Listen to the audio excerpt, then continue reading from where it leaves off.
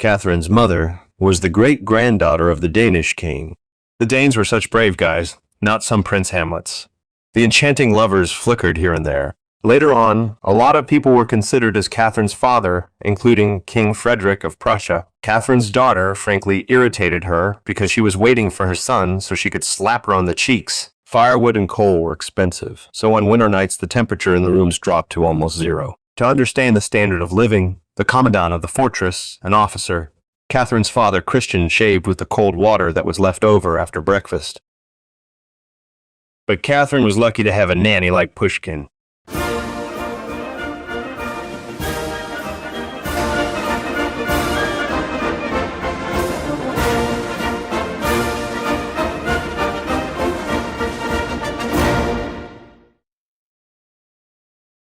Good day, dear friends. We continue telling our stories from Russian history, the 18th century series, and today we approach to probably one of the most interesting topics of this period, the brilliant era of the reign of Catherine the Great. Before the revolution, she was called Catherine the Great. In Soviet historiography, such a designation was not adopted. But nevertheless, indeed, she was a striking, multifaceted, bright, contradictory personality, which can be treated differently, of course. But it is the fact that 30-odd years of her reign is one of the most interesting periods of Russian history. And it is probably the most interesting period of the 18th century, certainly corresponds to the truth. Catherine's time is a real universe for those who love history.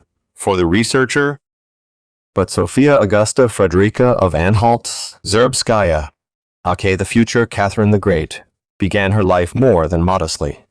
As one of the countless German princesses of the time, on the territory of modern Germany, Poland, partly Austria, partly modern France, there was a time of so-called feudal fragmentation. Here, under the concept of feudal fragmentation, we mainly imagine our Kievan Rus, or, more precisely, what became of Kievan Rus before the Mongol invasion, when it fell apart into several dozen relatively small Slavic Russian principalities.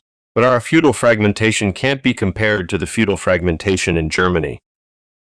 In Germany at that time, there were more than 300 formally independent and connected with different degrees of vassalage and semi-union commitments of principalities, duchies, margraves, and so on. Most of them are comparable in size to Liechtenstein at modern days. Luxembourg is a large principality compared to them. By the way, Liechtenstein is just a fragment of a typical German principality of that time. Zerbst is the principality of which the future Catherine was a princess. It's a small territory in the modern German state of Saxony-Anhalt.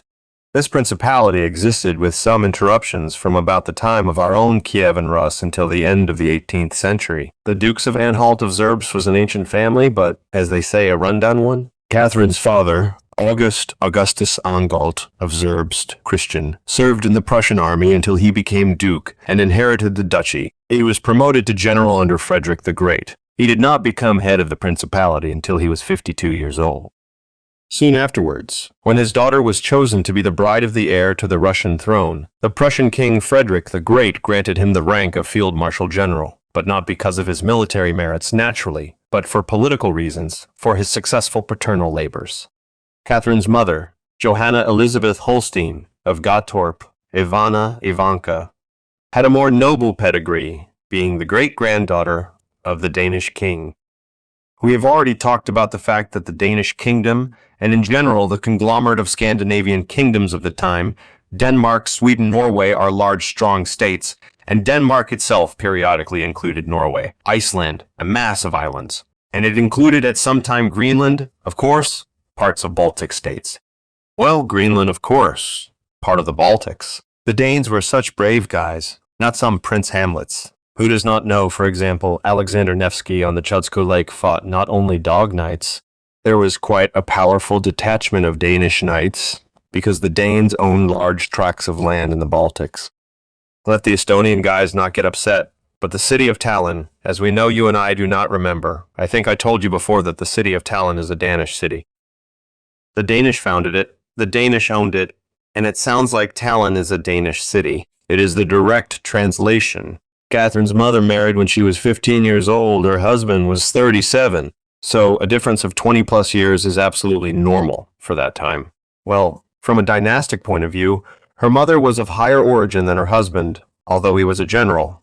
Out of the 5 children born in this marriage to adulthood, well, child mortality then was high, even among the princes, survived only 2, and Catherine herself, who lived almost 70 years, as you and I remember. I'll just run ahead, unlike all her predecessors on the Russian throne, and Elizabeth, and Anna Ioannovna. Well, I will not talk about Catherine I, who distinguished herself mostly in this matter.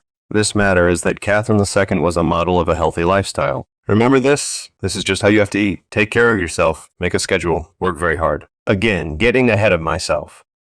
Catherine was an exemplary, efficient, hard-working monarch.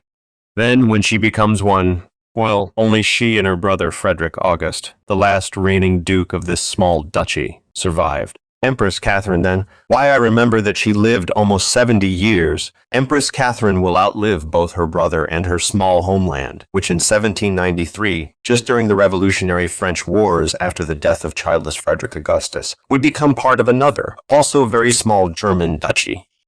But Catherine was not even born in Zerbst, but in Stettin. Look at the map. Stettin is now the Polish city of Szczecin on the northernmost border of Germany and Poland. The fate of this city, as well as of these nearby lands, is very interesting. Actually, originally they were Slavic lands, then at some point they were occupied by Slavic tribes. These were the Poles. Then the Germanic conquest began. Then the Swedes commanded there for a while. Then again the Germanic conquest for many, many centuries. Here is the entire western part of Poland.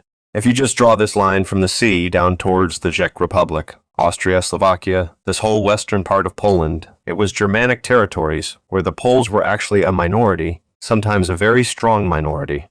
Here, in those days, Stettin was naturally a German city. Yes, by the way, the Poles received, I remind you, who has forgotten, this huge territory. It is almost probably a third of modern Poland. All this Poland received from the Soviet Union and from Stalin as a result of the Potsdam Conference in 45, 46, and 47. The Germans were deported from there. These territories were populated by the Poles from western Belarus, Ukraine. It is said that even ethnic Ukrainians were deported there in some numbers, but the Germans were squeezed out and driven out in every way. What we see today in Skasek and Wrocław are, of course, lands where, for centuries, there have been German lands, German territories. Of course, modern Poland should be grateful to the Soviet Union for obtaining such a vast territory, which at one time was certainly an area of active development by Slavic tribes. Poland got all that as a result of World War II. Well, although I don't like the word compensation here because you can only compensate for something that belongs to you. As you and I know, the Western Belarusian and Western Ukrainian lands, they're just ethnic Poles, were a very significant minority. That is why they were separated in this way. These lands were incorporated to Belarus and to Ukraine. But the German lands in the east, the large German lands in the east, went to Poland that only benefited from this. By the way, it won both economically and infrastructurally. Of course, these territories were much more developed and much richer than these poor territories in western Ukraine and western Belarus. Returning to Catherine the Great, she was born in Stettin, Germany, where her father simply served, a garrison daughter. He served there as commandant of a German fortress in the service of King Frederick. Her family was not wealthy. The house where she was born stands to this day. There's a memorial tablet hanging there. Leonid Parfyanov made a wonderful movie, 300 Years of the Russian Empire. I recommend everyone to watch this documentary series who has not seen it. That's where he rented this house, and there was a memorial tablet in Russian, I remember, saying that Empress Catherine the Great was born here. In Russian, in English, probably in Polish. Now I have already been informed that it changed. There is no sign in Russian, only in Polish, English, German. The life of the family was very quiet, as they say, Spartan. One might even say modest. Firewood and coal were expensive, and on winter nights the temperature in the rooms dropped to almost zero. Catherine remembered all this later. There seemed to be enough food, but they lived without any extravagances. Cabbage, bread, soups. Taking a bath is a big consumption of firewood. That's why they didn't wash often. They did it even in cold water. To understand the standard of living, the commandant of the fortress, an officer, Catherine's father Christian, shaved with the cold water that was left over after breakfast. They boiled water together while their tea is poured. The same water very quickly officer had to shave. The second hot meal was eaten once a day because, again, it was expensive. No firewood was wasted on the day's meal. The poor officer's life of a fortress commandant. In general, I will tell you that Catherine's family can hardly be called happy. So when I was thinking about what name to give our story today about Russian history, I guess we'll call it The Girl from a Dysfunctional Family, because the family was really dysfunctional. The father paid no attention to the children. He was all days on duty. He paid no attention to his wife either, though she was young and, as they say, quite pretty. Mother did not love her husband or her children. And in general, to all appearances, her daughter frankly irritated her because she was very much waiting for her son so she could yell at her daughter in the presence of servants and guests and slap her on the cheeks. At the same time, the young mother herself thought she was a beauty, and although the portraits frankly do not convince us of this, she was interested mainly in dressing up gossip, admiring her unearthly beauty, and demonstrating superiority over the other local garrison wives. And, of course, the adventures of an amorous nature. In general, the gallant age is a special time in terms of morality in Europe at that time. But even by the standards of ease of behavior of that era, Johanna's behavior stood out, the enchanting lovers flickering here and there. There were a lot of people who were considered as her father. Among them were King Friedrich of Prussia, her future secretary Ivan Ivanovich Betskov. Friedrich, of course, was an outstanding personality, a strong politician, a resolute and gifted military leader. Here I will make a small digression because from the point of view of Germans, German science, military history, of course Friedrich is our Suvorov, Kutuzov, and Bagration and Skubale put together. That is, for the Germans, this is the ideal of a warlord of this new age. From our Russian point of view, of course, Friedrich's military tactics are simply a mockery of the soldier and of common sense. All his innovations in military affairs were reduced to the widespread use of the so-called oblique formation, when the most powerful forces, that is when the most striking elite military units are concentrated on one flank. They do not go in a straight line, as was the custom then, but obliquely, tearing down the flank of the opponent. After that, the order breaks down, powerful fire. But that is not the most important thing. By the way, he wasn't the one who invented this oblique formation. Long before him. That is not the most important thing. Friedrich's basic military idea is the total automatism of the soldier on the battlefield. That's total absolutely. A soldier should fear his officer and sergeant more than the enemy, more than death. March at a certain speed, stab on command, shoot on command, reload as fast as possible. Maneuverable actions of military units on the battlefield, controllability of the army. But this was achieved by very simple methods. The most brutal mush training, an even more terrible system of corporal punishment, forced labor, punishment battalions, as we would say now, and all sorts of horror stories for soldiers and sergeants and Feldfebels that existed in Friedrich's army. Probably did not exist in any army in Europe. Well, at least certainly not 100 years before Friedrich, not 100 years after him, such a system didn't exist. It was an army that fought not for their homeland, not for some idea, not for honor, not for loyalty to the commander and the monarch. It was an army fighting out of fear. There was still a chance to survive on the battlefield. And if you desert, misbehave, or disobey an officer, you have no chance for surviving. That is why Friedrich's army knew how to win. And if the army was on the attack, it was on the offensive. It was quite effective. But if Friedrich's army faced difficulties, and Friedrich's main difficulty, as we know, he had one difficulty. It was the Russians. The Russians didn't run. It was a moment where everything crumbled because Friedrich's soldier didn't hold this punch defensively well. Friedrich's soldiers scattered. Desertion was widespread. No one had a higher percentage of deserters than Friedrich. And Friedrich's soldier easily transferred to the service of another, to his enemy. Like no other soldier in any army in the world. That's what you have to pay attention to.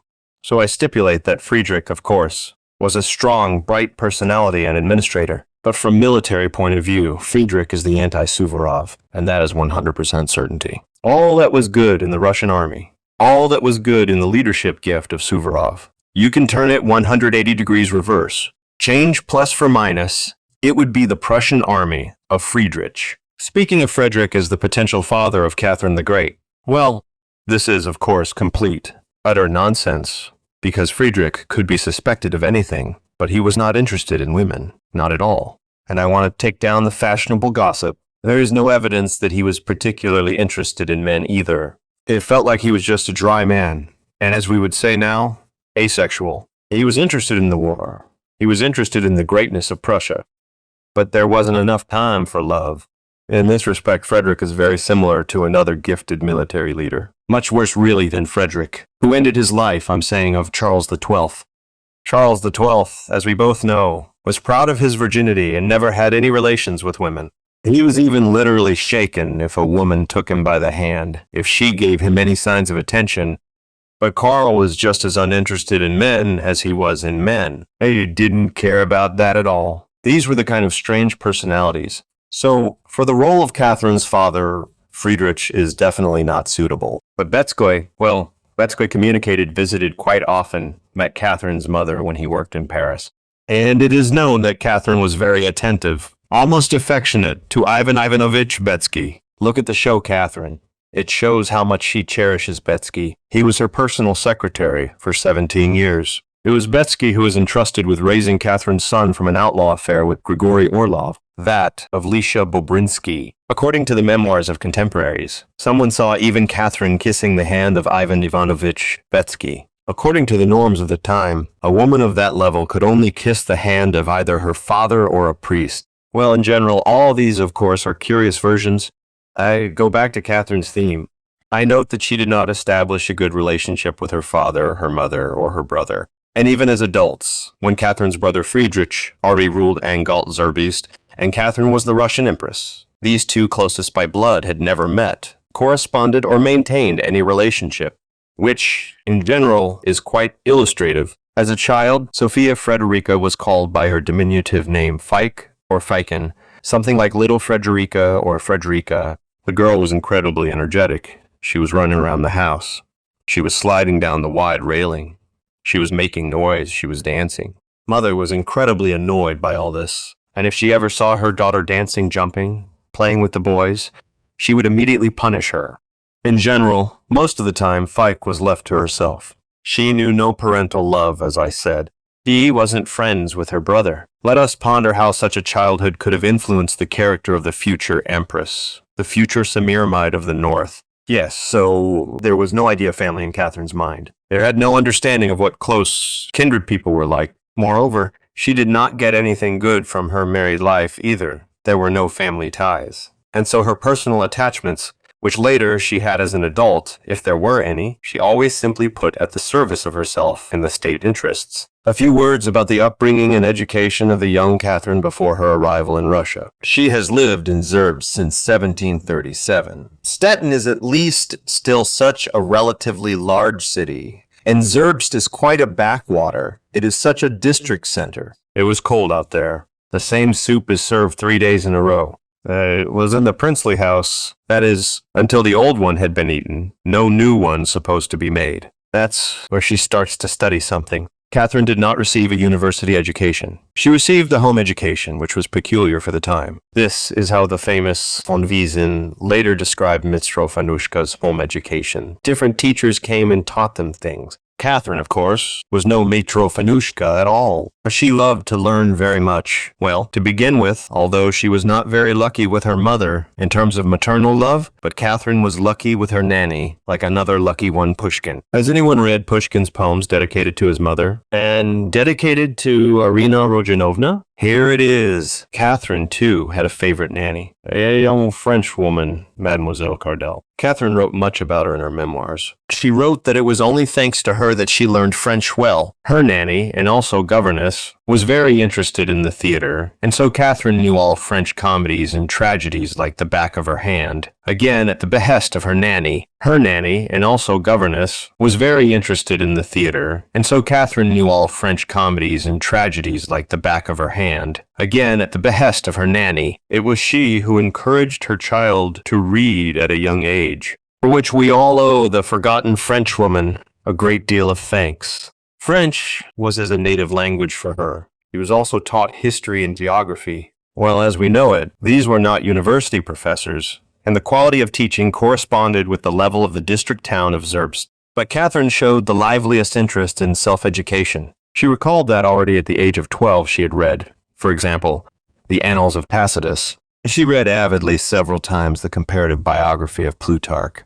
This is good, serious historical literature. And I read the essay myself at the same age. It's really interesting. For example, Montesquieu's writings on the spirit of the laws remained her handbook until the end of her days. And this is already a university program. Catherine was taught music just like we teach children now. Try to give them to a music school. So in more or less decent homes necessarily taught the child music. Well, I'll tell you right off the bat, she didn't get interest at it. Music for Catherine remained a meaningless set of sounds for the rest of her life. She hated opera, symphony, and other musical works, and avoided going to the theater for musical performances in every possible way. Apparently, she had some kind of hearing defect. I mean, she was. There are some people who are 100 deaf to music, but music is an exception. But on the whole, Catherine quietly, unnoticed by others, with inhuman persistence at a young age, forms, molds itself, builds itself. She makes curtsies and smiles politely at others. She's learning to be profane. She's learning to be gracious, unflappable. Yes, her mother yells at her. But Fike puts up with it, smiles, continues to build herself. The first time she got to court, to the big one already, the real royal court, was to the court of the chief of her father, King Frederick II.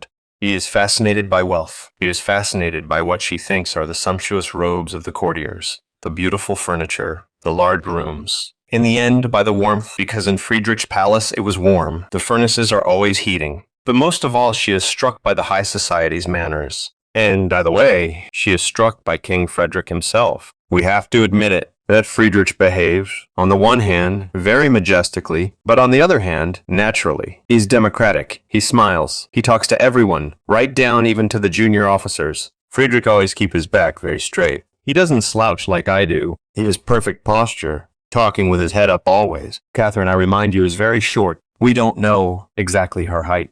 Well, I think it's somewhere under 160, but she doesn't look small. She's slim. She has the same syndrome as Louis XIV, the king of the sun.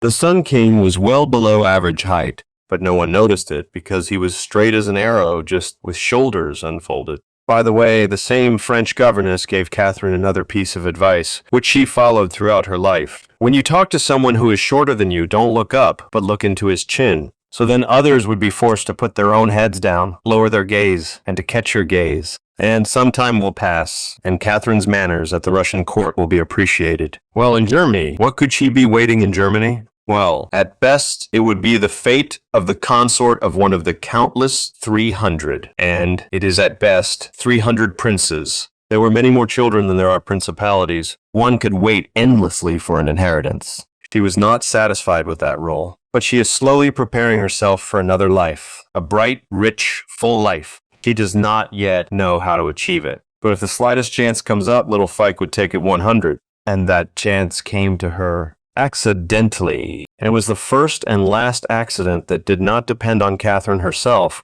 The first and last time fate helped her. She was chosen as a wife, given a chance, as a potential bride to the future heir to the Russian throne. It's a chance she takes 100%. And from that point on, everything else she achieves on her own. I'll tell you about that next time, in a week. See you later.